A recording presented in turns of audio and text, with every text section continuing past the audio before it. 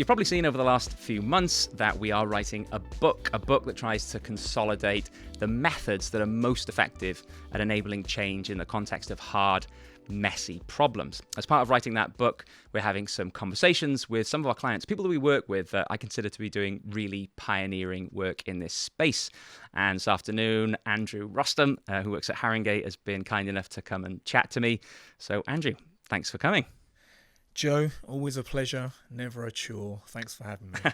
So look, we've known each other for a little while now, maybe, I don't know, maybe perhaps even 6-7 years, something like that. But I don't know what your trajectory has been. I know you've been in Haringey for a long time, but can you say a little bit about where you are now and what's the path been to getting to that point? Yeah, sure. So it's probably better if I start the other way around.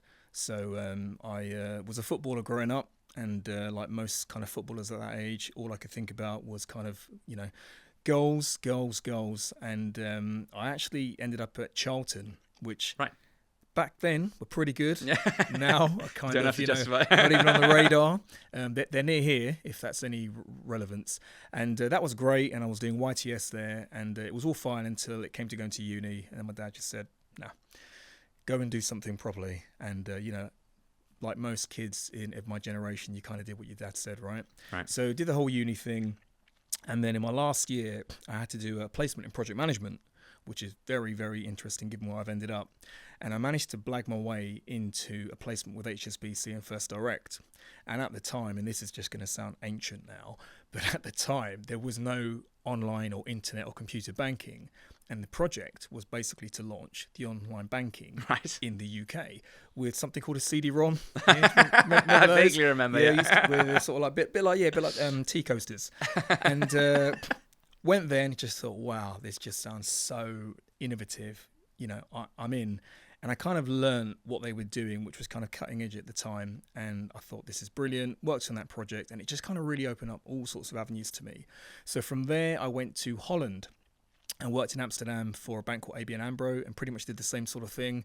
And that's why I have a real affinity for Dennis, one of your colleagues, and I'm sure we'll come on to that later. Came back to the UK, did some consultancy, and I thought, okay, I'm kind of getting a bit bored now with the kind of sales, finance. I want to try and do something a bit different. Heard about public sector, got an opportunity to work for a local council called Haringey, and I thought, this sounds really good. I can try and do something which makes a difference, and hopefully I'll be able to do something that from a kind of reward perspective gives me something different to what I've had before. And it was really funny because when I was just leaving my company at the time, my chief exec said to me, one or two things is going to happen, right? You're going from private sector into public sector local government. You're going to start on a Monday. By Friday, you'll either be running out of there, or by Friday, you'll realise you're never going to leave. That was 20 years ago. Wow. I'm still here. I'm still there. And I think what really has kind of kept me there is the first program I helped Haringey with was just after an incident around children's social care, where unfortunately there was a tragic death that had occurred to a child in the borough, and that led to national government reform. I think it was the Chilcot report with some legislation which pretty much mandated that every local council from that point forward had to move away from paper records for children's social care onto systems and platforms. And I was brought in specifically with the purpose of working with the social care professionals, because obviously they know their job, but I knew systems implementations, and it was kind of, can we develop some sort of marriage together where I can work with them and hopefully help them to not only be compliant, but ultimately this is about keeping children safe. And that for me was something that felt like had real purpose to it, and something I'd never had previously before. And it was the opportunity to actually build a team of professional people who had never really delivered change before, but absolutely were committed to doing it, and actually more poignantly felt really let down by what had happened in the organisation, wanted to do the best for the children and families that they look after, but just didn't really quite know how to do that. And this kind of classic dichotomy between kind of what and how is something I think that will play out in our conversation later, but worked with them. That program went for kind of 4 years, and I think off the back of that, I then kind of inherited a bit of a label for, okay, if we need to do change, let's see where Andrew can kind of help. And in that time, I've kind of worked my way all around the organisation, and I've ended up now as kind of the head of corporate change in Haringey. And effectively what that means is for all the things that we're trying to do, whether it's trying to be more efficient around our finances or try and provide better experiences for residents and communities, I'm probably somewhere in the middle of that with a team of people trying to get stuff done. Yeah, super interesting. I didn't know these started out in the banking sector. Yeah, I mean, that couldn't be more different to working on a children's social care project. Yeah, you're telling me. So most people that come into contact with us do so because they're interested in different ways of working, perhaps more agile ways of working, human-centered design, all of that kind of stuff. Maybe they're already colouring outside the lines a little bit in their current projects. How did you start to get interested in that part of the world and that kind of work? Yeah, that's a really interesting question, actually, because my experience in local government has been so dependent on the people I've been working with and the people I've been working for. And I've worked with some really kind of great leaders in the past. Some of them have had absolutely zero appetite for doing things differently, being alternative, taking risks. One or two of them really have. I'd call them kind of pioneers. And I think about 4 years ago, I was very fortunate to work for a director who probably very selfishly had been told by the chief exec, we need to be innovative. No idea what that means, but we just need to be innovative. Go and find a way to make us be innovative. And, you know, as things work in big organizations, that kind of filtered its way down to me. So he said, come on, Andrew, we've got to find a way to just kind of grasp this innovation thing. Right, what do you mean by innovation? Well, you know, why don't you go and look at what kind of people are doing in the sector and kind of come back and talk to me? So I thought, brilliant. Sounds great. I'm going to do that. I'm interested in it anyway. So I'm going to kind of look around. So I worked through my network. There was a guy called Dan Cobley at the time who I knew through a mutual friend, and he was working at Google, and he invited me down to kind of Google and Google X to kind of see what they were doing. And I have to say, it just kind of blew my mind. Just the mindset that they have there, which was so far removed to how we work in local government. Because in Google X, what they're trying to do is basically look at a challenge or an opportunity and try and come up with a solution that is kind of tenfold what I guess in a traditional setting you try and aim for. And if you look at the kind of techniques that they use, it was all centered around kind of agile and sprint and scrum. And initially I thought, okay, this won't work in the public sector. Then I did my research and I kind of found out that, there's a company called Basis here, and they are badging themselves as doing kind of agile and sprint for public service. And I thought, brilliant. And then when I looked up who was running the course, I saw Dennis. And I'd met Dennis about 10 years ago. Oh, no way. On something called, I think it's still going now, the Public Service Transformation Academy. Yeah. So I did that years ago, and Dennis was there. And I don't mind telling you this now. I think I've told him this many times, but it was a 5-day course. And he'd come in for day 2, which was about systems change. And his session just absolutely eclipsed the other sessions. Right. And the subject wasn't even better. It's just the delivery. And again, it's this wonderful thing about, it's not just about the what in the work we do. It's how you do it. It's how you 100%. deliver it. And he literally held the room for that entire day. And again, it was all about thinking about alternative ways to kind of deliver and manage change. So the minute I found out that he was involved, I thought, right, sign me up. I actually paid for it with my own money. No way. Because I was so adamant I wanted to go. And I think it was held fairly near here, south of the river. Yeah. It was in the London School for something. Right. Observatory, I think was in the title. British Interplanetary Society. There you go. Yeah. See, Bit of a my strange memory's not place. so bad. Yeah, observatory, planetary. I knew there was an ARI in there. But we went there. And again, honestly, best course I've ever done in my life. No okay, way. Best course. I'm 49 now. I don't look it. I'm 49 now. And in all those years, best course I ever did. And I remember coming out of that course. And you got to remember, up until that point, I was a PPM professional. Prince 2, APM, MSP, blah, blah, blah. This is sacrilege then, all this stuff, right? Absolutely. And I remember I was in the pub and there was a fellow colleague who'd been with me on the course. And I've got a tattoo on my arm, and we were getting into kind of religion. And I said, look, I'm not going to get too heavy, but look, I am religious. And I said, you know what? She said to me, describe how you're feeling after this course. And I actually quoted. I've never quoted a Bible verse in my life. I never will again. But I actually said, John chapter 9, verse 25, where I was once blind, now I can see. Because I said, this is how profound this course has been for me. It has literally opened up my eyes and shown me that for the last 10, 15 years, I've literally been trying to operate with one hand behind my back. Yeah. And now it's not like I'm going to just use the other hand. I've got two hands. I've got two hands. I've got another way. So when all these directors and people are saying to me, right, we need to think about this, and I've just been trying to do this very kind of traditional kind of approach and mindset to how we're going to tackle some of the challenges we've got, I've now got this other way that I just knew is going to help us with some of the things that we haven't been able to crack yet. Yeah. I almost don't know what. I thought for a moment you were going to say that you'd had part of the course tattooed on your arm. I thought that is a terrible decision. That would have to be some course, right? That is, I mean, that's some awakening. I mean, I had a similar experience with Dennis, actually. Yeah. We're going to have to cut all this bit out because this is doing his ego far too many favors. Yeah. But yeah, I mean, I was really struck by the how side of the equation. So you started to talk about the difference between the what and the how. And I think that's a really interesting conversation that needs a whole bunch of unpacking. And I don't think many people are having it. So tell me about that. Where's your head at with that? Yeah, I think, so again, because of a lot of the work that we do, the whole thing I always say to my team is, you know, if we're lucky enough to be at the table, we have to be able to share with some of the senior people that we're working with what's the value that we bring. Because these people are the ones that have got the challenges. These are the people who sometimes are up at night thinking, I really don't know how I'm going to do this. And also, by the way, the organisation is telling me I've got to be collaborative. I've got to find a way of getting my team to kind of lead change. You know, what does that mean? How do I do that? And I think one of the things that Agile offers for leaders is just a different way for them to set out what the challenge or the opportunity is.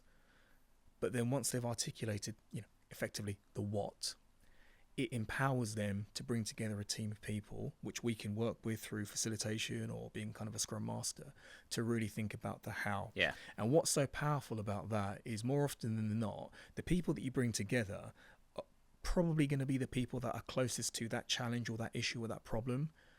They will inevitably be the ones that can kind of come up with ideas and solutions to cracking it. But what they probably don't have is the right space, the right environment, the time to kind of come together, to think outside of their departmental head or their kind of service head and just think about kind of what's the kind of common purpose here? What's the one thing we're trying to deliver? And that's where I think Agile for me was a bit of an epiphany, because every time people talk to us about how do we, you know, do we want to run a sprint? I'll say absolutely. We need to come up with what's the question we think we're trying to answer. And actually, even that isn't something that you can just simply get to. We probably need to spend that kind of first day bringing people together. We probably need to hear from you as a leader. And actually, this requires real, I'd say, adaptive leadership. So where I've seen it work really well in my organization is being able to say to leaders, look, if you've got this challenge or problem, I think there's a way that we can help you. I can't promise that we can, but I can absolutely guarantee you that you will find that this process will give you something that your previous processes haven't. And it's completely down to kind of your style. But actually, if we're going to be bringing people into the room that are not necessarily part of your hierarchy, think about a way of endearing yourself to them. And we used a really good technique, which your colleagues Matt and Rebecca have helped us with, something called kind of a fishbowl technique, where we kind of put that leader in the middle, and it's quite an intimate setting. And, you know, Matt or Rebecca or occasionally myself will kind of interview the person in a kind of safe way. And then you bring that team in a really kind of close circle around them. And it's amazing how a different environment and a different setting and a different line of questioning can really start to endear that senior leader to a group of people. Because I think first and foremost, most of the people in the room have never even seen the leader in that way. Probably never heard them use the language that they use. And I think when you can see visibly that this is someone that's got a challenge, and they are almost, it's a call to arms, and I need you to help me. So this is not, we've got a problem, this is what we need to do, you need to do this, I want to see a report by No. This is what my challenge is. And I'm relying on you to kind of come up with a way of helping me to kind of figure my way through this. And I don't even know if there even is a solution. Yeah. Sometimes there isn't, right? There isn't, but I'm going to trust the process. I'm going to trust the process, and I'm going to trust you. And we've almost taken it on one step, whereby we say to people kind of at the end of that first day, we have, and it's a bit performative, but actually it works, a couple of Post-its on the wall. End of day one, you've heard the challenge. We think we know where we're trying to get to by the end of this week. Are you in? Because actually this should be about choice. Okay, we're not in a dictatorship, okay? We've brought you together. We think that you can play a really valuable part in helping us overcome this challenge. but it's really important that you've got a sense of purpose, that you kind of want to be here. And there's been a couple of occasions where a few people have said, you know what, not for me. Absolutely fine. We still involve them because we'll bring them in later in the week in a show and tell. But by and large, most people by the end of day one think, you know what, I'm going to give this a go. Something has piqued my curiosity here, and this just feels like a different way of trying to deliver a really good outcome for people. And actually, there's something here that I think I can learn. And we found it has worked profoundly insofar as people need to kind of do it and learn it. And the more that they do it, the more that they learn, the more that kind of confidence builds. And certainly in our organization, what's been really interesting is going back to my visionary director at the time who said, let's go and be innovative. Once this started to gain really big traction, his next request to me was, right, we need to scale it. We need to go big. This needs to be kind of the way we do everything. And I kind of resisted gently and said, look, my own personal view from seeing how this is working is, let's go small. Let's go organically. Let's try and work with people that want to work with us rather than try and force this upon people. Because I think in 6 months, 9 months, 12 months time, we won't have to be talking to people about working in a different way. People will be talking themselves about it. And actually, that's a much better place to be in if people themselves are kind of recommending and advocating this as a way of working. We're not knocking on doors. We're being invited into spaces.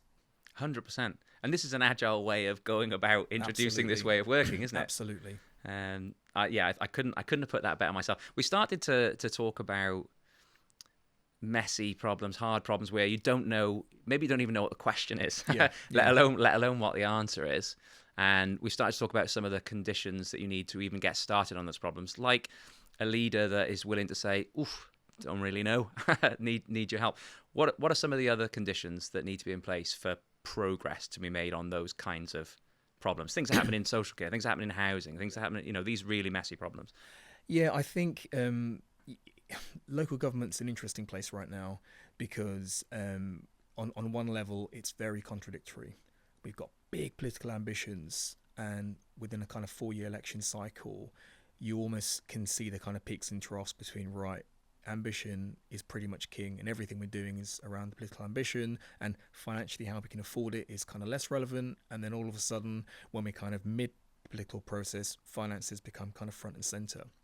So what we've tried to do is we've tried to work with a lot of our senior leaderships to just say, it's really for you to tell us what you think the priority areas are. We can give you some frameworks or some tools to help you kind of define, prioritize, and order. But once you've done that, we need to think frankly about the way we're going to be able to kind of overcome some of those challenges. Some of them you can probably tackle through traditional methods and approaches and methodologies, and actually that's fine. And if they're in hand, not to worry. But there will be some where you've probably been going 2, 3, 4 times. And you've talked about housing demand. You've talked about the problems in adult social care around demand and demand management. Actually, demand is not the problem. How we manage our demand is probably where the challenges are. And actually, for those sorts of challenges, simply just trying to bring people together for an hour or an hour and a half, it's not going to work. Because people are unable to switch off from, I call it the day job, the noise, the emails. And actually, that's the method that we've been using up until this point. Yeah. Okay. And if we are faced with similar sorts of problems, which are probably being caused by similar sorts of methods and approaches, why do we think that those same methods and approaches are going to help us to kind of figure our way out of this? Yeah. We need to find something that's different. And I really make that point. It's different.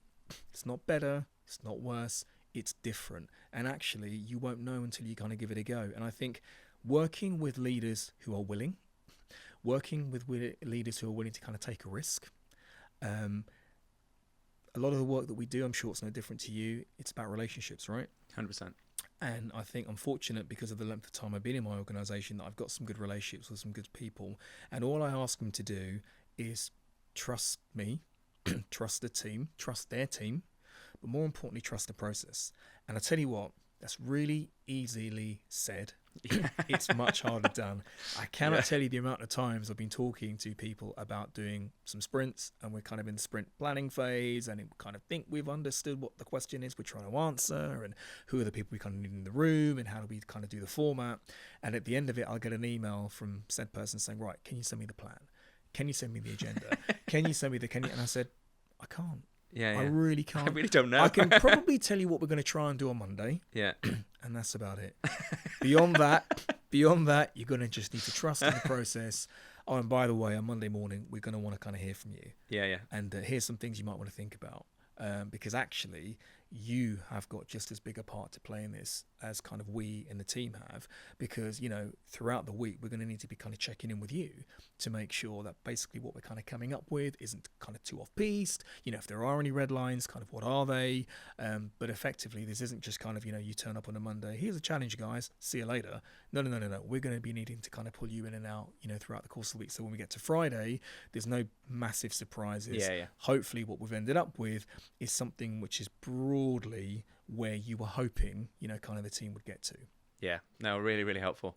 What are some of the examples that you think of where actually, do you know what, we applied some of this stuff and it was really effective? What are some of the examples you use? Yeah, so I've got a good example actually about something we did about a year or two ago, called the Connected Communities Program, which to this day I think quite a lot of people are incredibly proud about it, because effectively what we were trying to do, and I'm sure we're no different to other kind of public sector organisations, is even though we say we are there to support residents and communities and think about kind of what they need, the way that we are organised is not around need. It's around departments and teams and structures and silos. And what was happening was we had lots and lots of challenges and issues where people were kind of coming to see us with multiple needs, but we were organised in a way that was effectively passing them from pillar to post, and we just knew it wasn't working. You knew it wasn't working. The data was telling us it wasn't working. The complaints were telling us it wasn't working. The members were telling us it wasn't working. And you just look out the door and you could see the queues out of the libraries. This is not working. So we needed to find a different way of trying to manage this. So we used an agile approach to kind of run a design workshop to think about how could we do something differently? But at the time, we had no money. We had no resources. We had absolutely nothing. Ideal. Apart from, there you go. And I tell you, what did I say? That necessity is the mother of all invention. Yeah, absolutely. So, but what we did have is we had an assistant director of customer services who said, this is a big problem for me and I really need some help, and anything you can do to help me, I'm open to it. So I thought, brilliant, you don't need to tell me twice. I took that as a mandate, and what we came up with was a model to trial, something akin to effectively a multidisciplinary team. So that's the first difference. Service agnostic, second difference, no threshold, third difference. So these are three very, very different features to how we are traditionally managing effectively kind of our front door. Now, again, I go back to the point, we had no money, we had no people. So I said to this person, do you have anywhere in this service centre / library that we could use to kind of effectively prop up a temporary team? Yeah, we've got a business lounge around there. It doesn't really get a lot of traffic, so we can use that. Brilliant. Can't use it on a Monday, can't use it on a Wednesday, can't use it on a Friday. Okay, so I can use it twice a week, Tuesday and Thursday. Right, brilliant. Okay, so we had a business lounge. Then it was, right, well, we're going to need people to form this multidisciplinary team. And actually, why don't we see if there's anyone who'd like to volunteer to be part of a trial, part of an experiment? And we did a quick call to arms and we got people in. So now we've got a place, we've got people. We ran a sprint to then design some of the kind of basic infrastructure we'd need. So, a kind of a form for when people came in, so like key lines or questions, so we could kind of really figure out, why they come to see us today. And actually, was there anything else that we could help them with? And then we kind of used that to help with the triage to bring them into this kind of new space. We were nicking chairs from around the place, some plants, try to make it look a bit presentable. And we had a very expensive, not Excel spreadsheet, right, that we were using, and that was our ERP system. So that was managing who we were seeing, how long they were in for, how were we helping them, and we literally ran this trial for about a month. And after a month, we brought everyone back together and we used our Excel spreadsheet to see how many people we'd seen and how many people would helped, and whether it had a knock-on effect to reducing contact into other parts of the organisation. And what we also did, which was very different, was we tried to see at the first point of contact whether we'd help that person to the point where they didn't need to return to the council. Yeah. And we asked them to fill in a kind of a short questionnaire. And what we found just from doing that was the feedback from the residents that we were able to help in that way was, this is the first time I've been able to come and see you and actually get the help I needed without being passed from pillar to post. Or this is sort of like the first time that I've been able to come in and actually get what I need, and I know now that I can go away with confidence and I don't need to think about or worry about someone kind of coming back to me. So it was clear, it was evident that this new model was making a difference. So from that point, I then went back to my finance team and I said, look, been running this for a month, it's been going really well, got some good MI data, I could really do with a bit more resource. I'd like to make a bid, 20k. Okay. What for? How long for? What, 20k, another 3 months to just continue the trial. So we did it, ran it for 3 more months, still making an impact, still making a difference, even more case studies now about how it was helping people. And that process kind of continued for about 9 months. And after month 9, we had so much data about the difference it was making. We were actually taking directors down to see this thing working in practice on a Thursday and a Tuesday. And even they were a bit like, wow. And sorry, what team is this? Well, it's a skeleton team. Doesn't really exist. Just kind of thrown together. Someone from housing, someone from benefits. You know, they're kind of doing it. But you know, look, they're here. For them, it's making a difference. They can see the impact it's making in terms of less demand coming into kind of their back doors. And off the back of that, we were able to develop a business case. And that business case then went forward, and we got proper funding to establish a team. So this is a proper team now in the organisation that provide a function called Connected Communities, and they're still there now. And you know, they are probably one of the key areas that members of our residents and community will now use when they're coming to the council for life event type circumstances, rather than more kind of transactional type services and requests. So again, without knowing it, we built a relational offer to help people with relational needs and issues. And guess what? It worked. It never would have worked, and it never would have happened if we didn't have an agile way of being able to see the problem holistically, but then try and take one tiny part of that problem and try and put one tiny thing in place to see if that would make a difference. And iteratively go along, do and learn, see what was working, change the bits that weren't working, and ultimately come up with something which is still there today. And I think, again, it's just a wonderful summary of kind of bringing the agile theory, if you like, to life. Because a lot of the time people will hear the language and think, well, do and learn, what does that mean? You know, sort of like zoom out and then zoom in. You know, what does that really mean? Sprint cycles, what does that really mean? But when you actually see something kind of come to fruition using that method and that process, and I tell you what, Joe, probably the best thing about that is it came from staff. It wasn't a big flashy, one of the big four consultants kind of, you know, looking at your watch and telling you the time. This was staff that came up with the idea, and they're now seeing it kind of coming to fruition. And, you know, again, the feedback we get is, you know, we want to be involved in the change. You know, we're not just here to do the day job. You know, we want to make sure that we can, you know, we can see when things are not working. We want to try and come up with ideas for making things better, and actually having the opportunity to be involved in that is really rewarding. So that, for me, I think is certainly one of the examples that I would refer to, and I always use when I'm talking to people about kind of, you know, where I think agile makes a difference, because I can tell you with my hand on my heart, trying to follow a traditional waterfall Prince 2 type methodology, we never would have got a business case approved, because we didn't even have a business case. We didn't even know what we were trying to do. We were literally figuring it out as we were going along. And I think a lot of the problems that are there in local government right now, the reason why they have probably been there for so long is people just don't even know how to start. And I think what Agile does is it gives you a mechanism to say, okay, we kind of see where you're trying to get to. What does the next couple of weeks look like? Yeah, there are so many lessons in that. I wish that was my case study. That's amazing. I think one of the things I want to draw out is your request for funding and your business case. This is so important because often business cases are based on lots of assumptions and best guesses and crossing our fingers and putting them behind our back. This is why, I mean, what you're talking about there is prototyping. You can call it testing and learning. This is a proper prototype. Yeah. And what you end up with there is real data about the likelihood that this is going to work. Not in theory, but in practice, because it's actually happening. But the thing I wanted to get into was you started to talk about this being a relational service rather than a transactional service. And those exactly how that service operates can't really be defined on a piece of paper, right? Because it's conversation by conversation.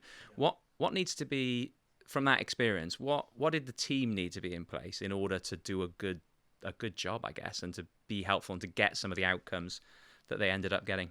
Yeah, I think, again, in terms of trying to break the mold and adopt that mindset of we're going to try and work differently, I think it was trying to be less prescriptive around trying to preempt every typical scenario that could present itself at the front door, and actually come with something a bit more generic, more akin to kind of a guide, which allows there to be some ambiguity. You know, we don't need to know every potential request someone's going to have.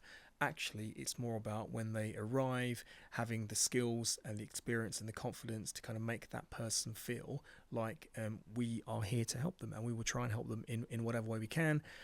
We're not, or should I say, we're going to move away from some of the key performance metrics, which say, you need to try and help someone within 5 minutes, or you need to be on the phone with them for 3 minutes and then, pass them on and move them on. No, actually, what's more important is we help this person to get whatever they need. And if it means we need to take longer, and if it's better for them, then surely that's got to be the right thing to do. So again, it's about engendering a sense of autonomy, which again comes back to the agile mindset of this notion of self-organizing teams. Let's empower the people at the front line to do what they think is right, to manage and deal with kind of what is presenting to them, with a bit of guidance where needed, with a kind of phone a friend where needed. And what we found was that, again, by doing that, they were able to learn.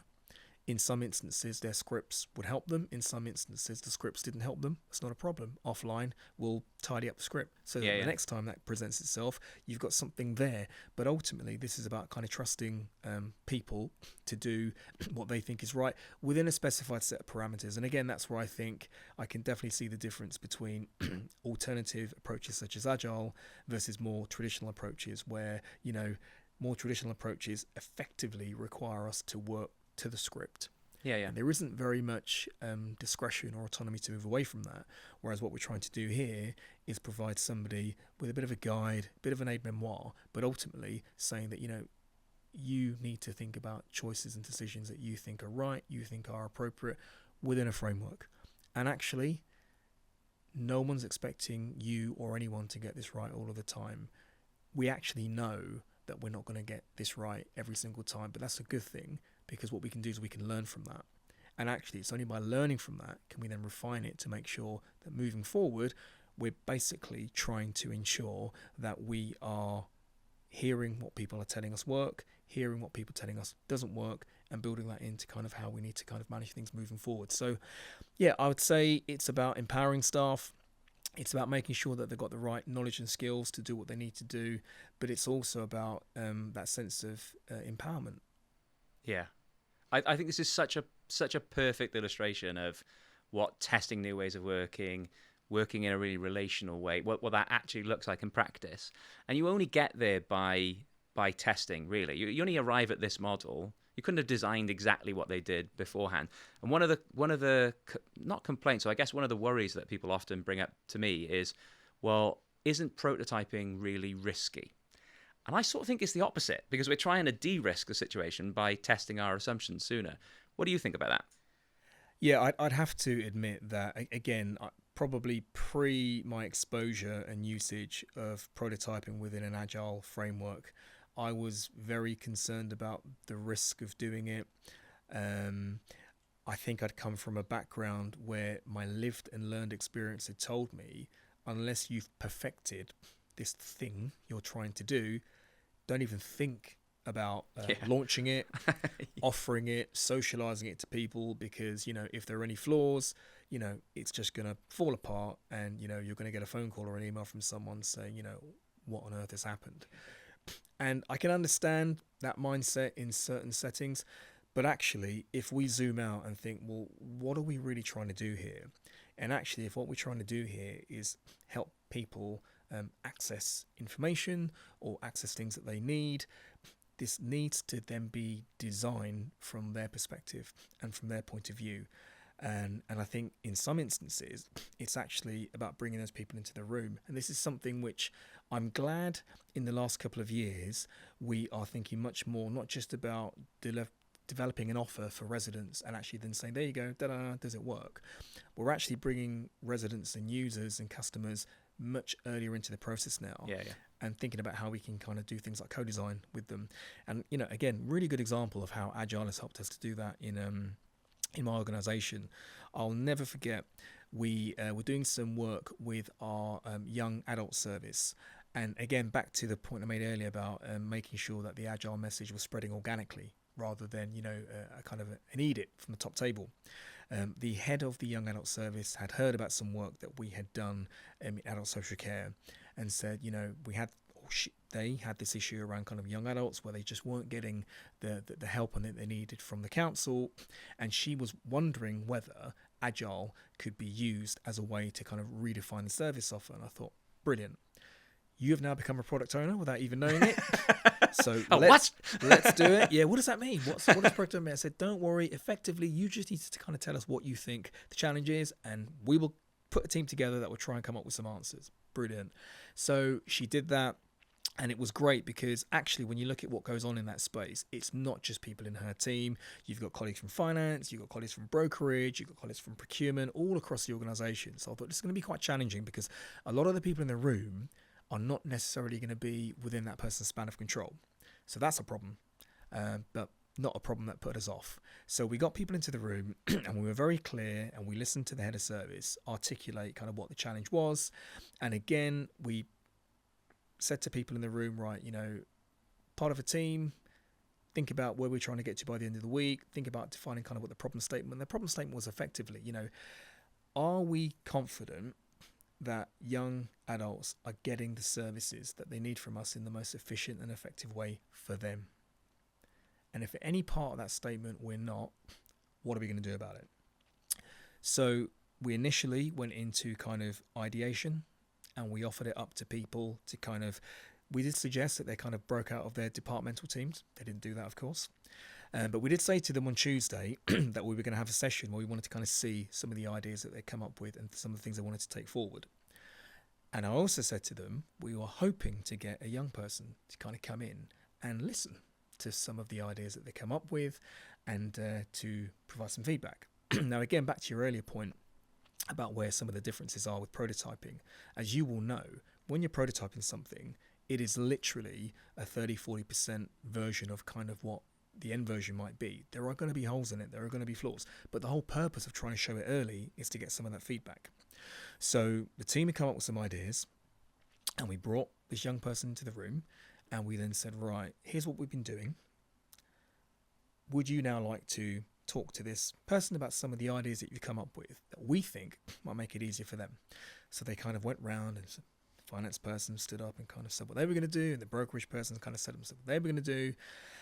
And you could just see this kind of expression from this young person. It was almost like they were listening to a kind of a foreign movie. They just couldn't really understand what was going on. And then I said, right, so how do you feel about kind of what you've heard there? Do you think that's really going to, help you for some of the things that you're trying to get from us? And I think it was very obvious, and, I think they're 17, 18, they said in no uncertain terms that actually a lot of what they heard, they couldn't even understand it. They were using terminology and jargon and language which meant nothing to that person. And their kind of riposte was, look, what I really need is some money to buy a fridge. And I need to know how I need to go about to kind of get that. And at the moment, it's just not clear. It's not clear in your website. When I talk to somebody, nobody wants to have that conversation with me. I'm just getting passed around. And when I do eventually get to somebody, I'm told, put it in an email. So none of this is helping me. I really appreciate the time that you're taking, but it just isn't for me. It's not going to work. So they left. And I conveniently decided to then have a coffee break. And then we then left. And we left them in the room to kind of think about that feedback and let it fester. And when we came back in the room, we had a retrospective. And I asked them, how are you feeling? And honestly, it was the first time where you could see the confidence had gone. And they were genuinely, really feeling uncomfortable about kind of what they heard. And I said, look, because I think it's going to be helpful, right? Working in a different way is always going to mean that we're going to end up in a place that for some of us is going to feel a bit uncomfortable. And the reason why it's going to feel uncomfortable is because we're doing different things. What's basically happened in the last 2 days is you were presented with a challenge and a problem. And let's just use an analogy. The head of service was basically saying to you, right, here's an axe.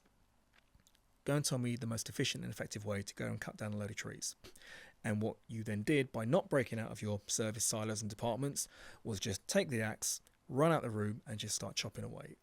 And when somebody then came in and was asked to give you an assessment of kind of what you'd done, they weren't very impressed because effectively you hadn't really listened to the problem. And what you'd done was just run away and go into solution mode. I'm hoping that what you've got now is some perspective. And I'm hoping that the perspective you've got now means that if you were given that same question, the first thing you probably do now is think about sharpening your axe. And you could kind of see people were slowly getting what we were trying to say, which is so often we think about trying to overcome a problem and a challenge in exactly the same way that we've always done it before. Department first. Think about the form. Think about the system. We never think about the person. And if you think about the person and what that person wants, needs, what they're worried about, what they're scared about. You know, this is a young person who's trying to think about having a way of being able to buy and eat and keep food in their house. You know, this is kind of a really kind of basic human need. You come at it from a completely different perspective and you're going to come up with something that's really going to help them, which isn't going to be a form or a system, or it's going to be something which will genuinely help them.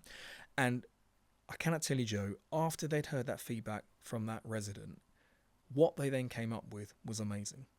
And back to your notion of kind of prototyping and, you know, failing, etc. They never, ever, ever would have come up what they would have come up with had they not had that epic fail on Tuesday. So I think there is something about, you know, you never really know what you need to change until you put into a situation where you get feedback from kind of the end user, the customer. And actually it's about what you do in that scenario. Do you sink or do you swim? And I'm happy to say that in scenario, that team really kind of came together. And it was the first time it was a team. It wasn't you're from finance, you're from children's, you're from brokerage. No, we're a team. We've just heard from that person. Let's really sharpen our pencils now and come up with a way so that when we get to Friday, we've absolutely got something, which means that if he needs help next week, this is going to help him.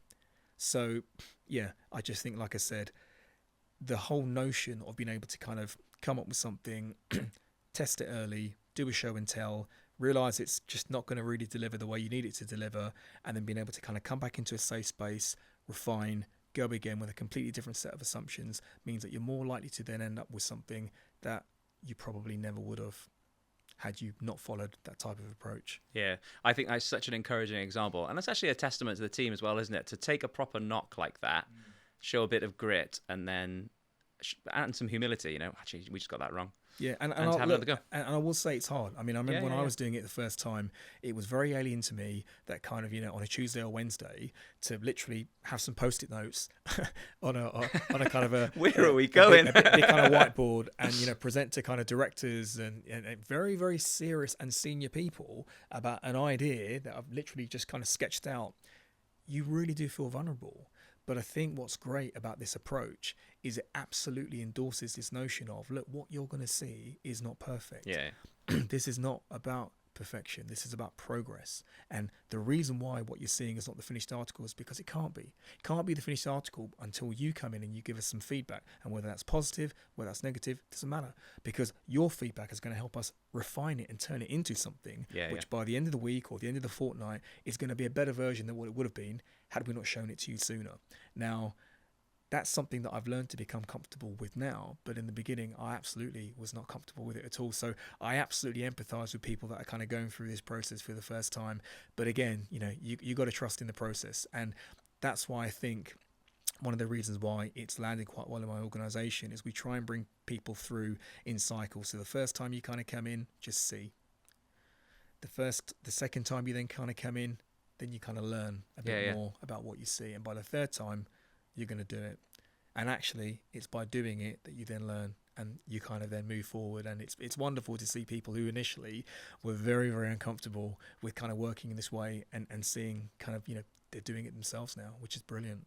Oh, I think that's such a good place to leave it. It's really, really encouraging. And there's so much advice to be taken from that. And I'm sure that people watching this will have wanted that I asked other questions.